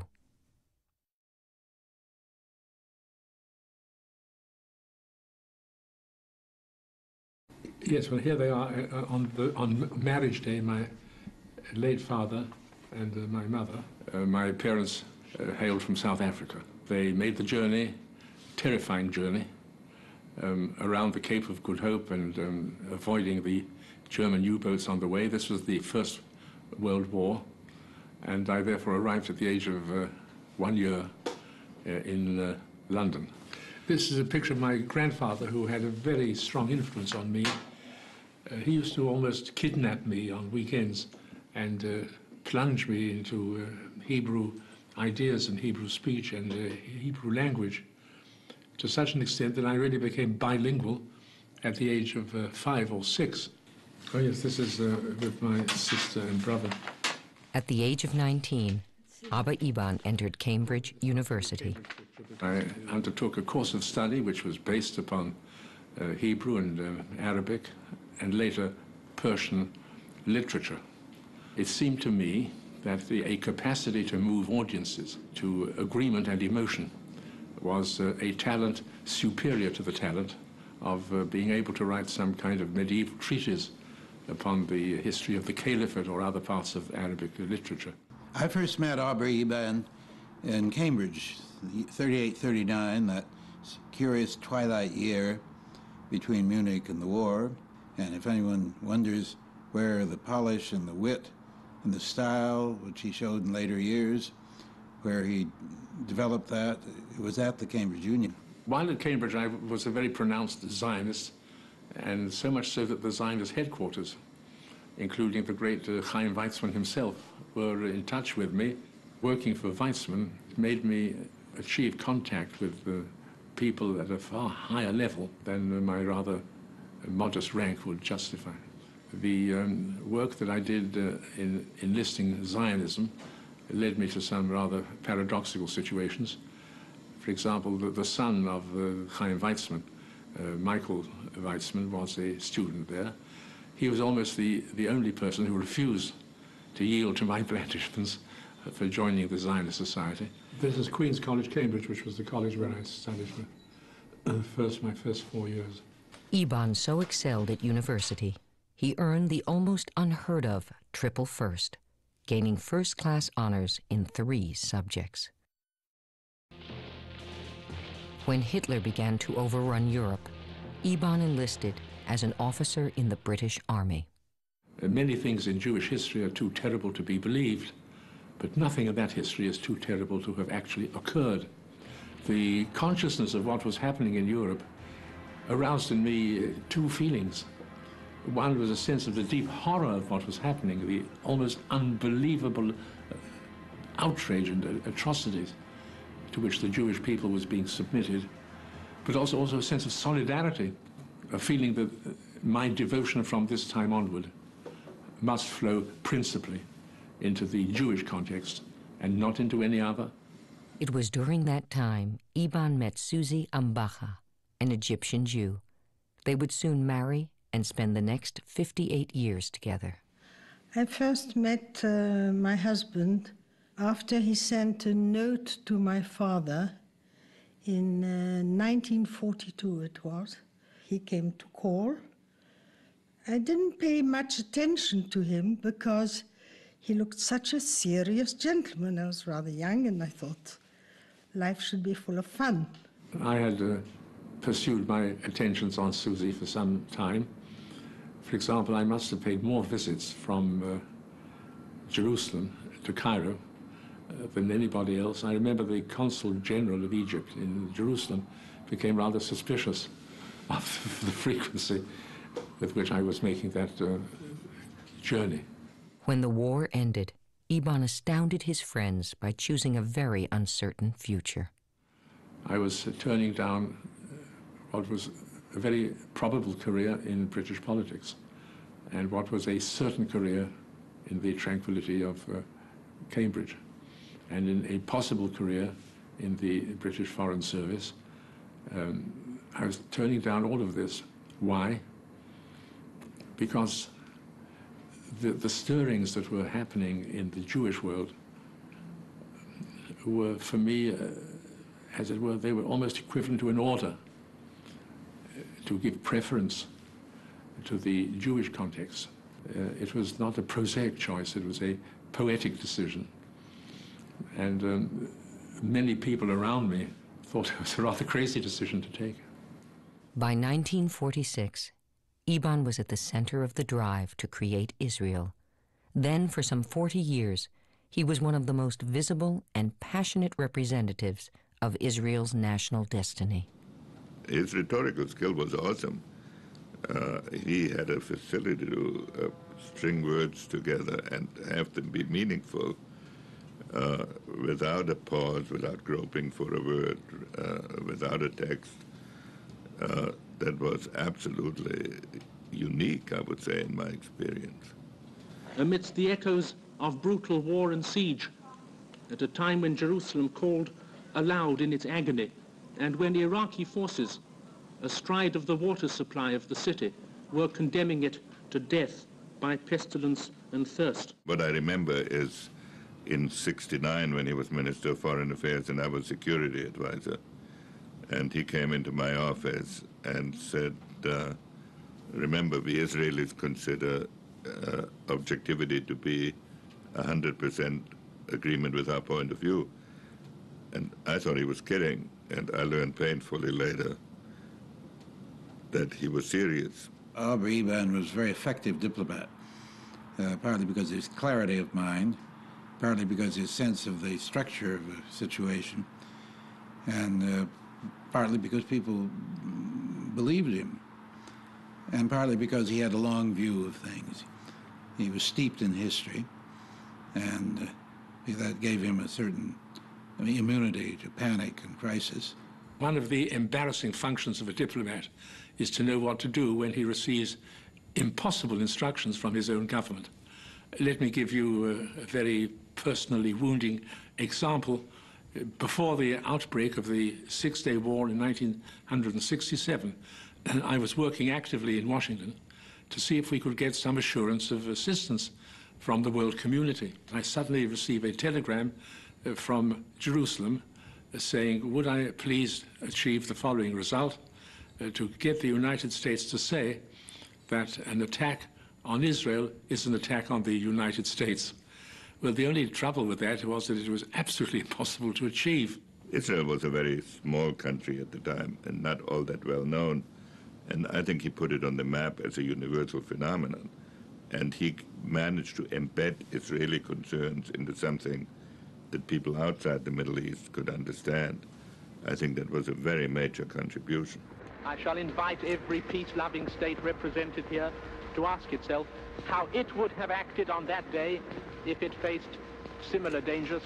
It is beyond all honest doubt, it is beyond all honest doubt that between the 14th of May and June the 5th, Arab governments, led and directed by President Nasser, methodically prepared and mounted an aggressive assault designed to bring about Israel's immediate and total destruction. You have to end up by compromise between what justice demands and what circumstances permit. And I suffered very much because so many of my fellow countrymen believed that I was being much too pliant and much too flexible in what I was asking for. He was an effective envoy because his style and his humor and his personally engaging qualities were something which the Americans appreciated. But the kind of phrase which one associates with Eban, like the one about the Palestinians who never miss an opportunity to miss an opportunity, or when he says, we now see tunnel at the end of the light. He was a very good foreign minister, and he, even when not a foreign minister, he's been an extraordinary emissary for Israel. In terms of ability, he might have been prime minister, but he was never accepted within the Israeli body politic as a universal Israeli. Through decades of conflict and multiple wars, Abba Eban used his formidable powers of eloquence and persuasion as his weapon to defend and protect Israel. He never lost his faith that peace could be achieved in his homeland. How come that this very small people, now only about 13 or 14 million people, has been gifted with a voice that has reverberated and resonated across all these centuries. And then the mystery of suffering. Why did this people become the target for such an ordeal of suffering? And then the mystery of what I call renewal. When did it happen that a small people put its remnants together across the whole world and then re-established its life in the same tongue, in the same faith, in the same language, and on the same territory that is inhabited thousands of years ago? In other words, I end up with the feeling that there's much more mystery than logic in history.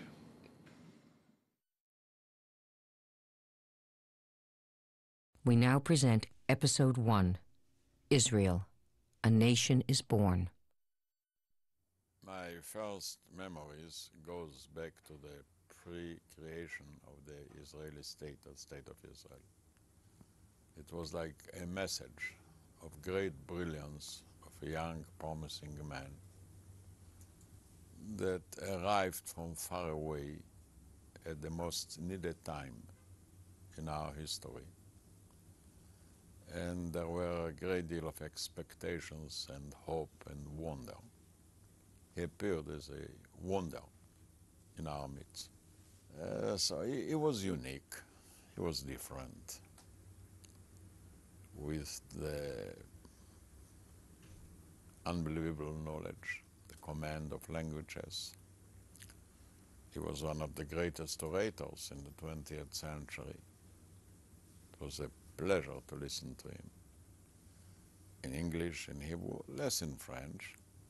The accent didn't help him very much. But still, the brilliance overcame even the accent. And we have had a lot of respect for him. He has had his own agenda to write, to read, to speak, to teach.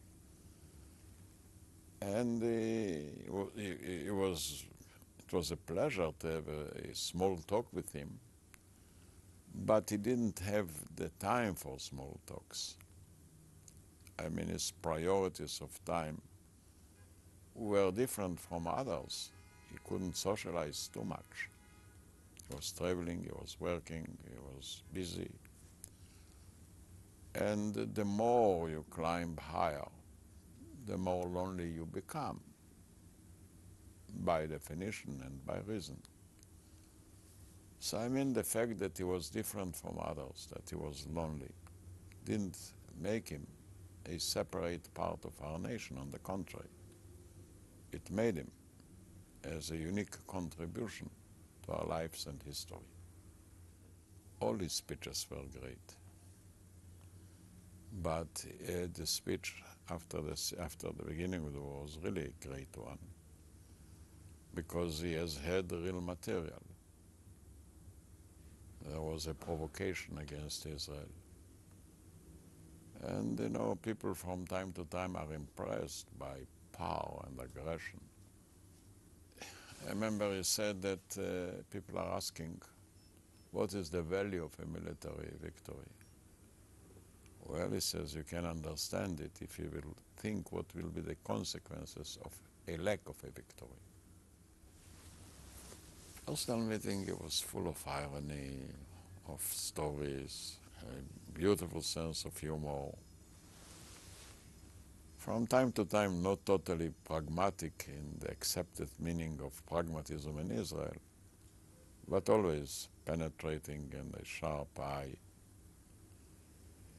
and remembering poetry and the Bible by heart. He could have quoted the Bible and Shakespeare with the same ease, without referring to any book or page. And a treasure of historic knowledge.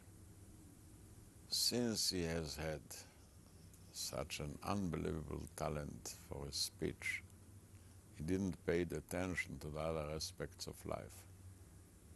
In a party, you have to get organized, you have to understand the different maneuvers and moods and people. And he hanged too much on his talent, not enough on its travail, on its need to make for himself a room. And then again, you know, things came to him so easily. He was a young man, and he became the spokesman of a nation in birth, where he caught the attention of the entire world. So things came so easily, so naturally, that it created a weakness. Because even if you are so outstanding, you still have to work hard in order to guarantee a camp and supporters. He has had a group around him. He has a group of people who sincerely admired him, who came to his home and listened to his remarks and lessons, and they came back with great pleasure. I too did it from time to time. I think the recognition of Israel at the beginning played a major role. I think the definition of 242 and 338, which served the basis for the Israeli policies for years to come. I think the conference of the underdeveloped nations or developing nations in Israel, that was a great event. I think he's heading the Weizmann Institute was another one. And I think the legitimation of Israel in the ears of otherwise a hostile audience was again a great contribution that will never be forgotten. I would see him as an outstanding political figure in the midst of our life. We miss him. There is nobody that can replace him. He was unique. He was one at a time.